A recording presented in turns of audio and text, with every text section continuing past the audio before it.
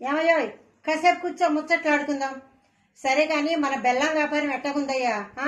జాగ్రత్త, సరుకంతా వర్కర్లే తినేస్తారు. మన కొట్లో సీసీ కెమెరా ఉన్నట్టు ఎవరికి తెలియకూడదు. ఆ డబ్బా మూలే ఎట్టు, సరేనా? ఏమయ్యా, ఇవాళ నాకు గొప్ప ఎక్స్పీరియన్స్ అయిందయ్యా.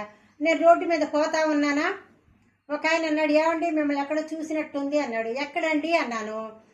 మీ గొంతు కూడా ఎక్కడో విన్నట్టుంది అన్నాడు.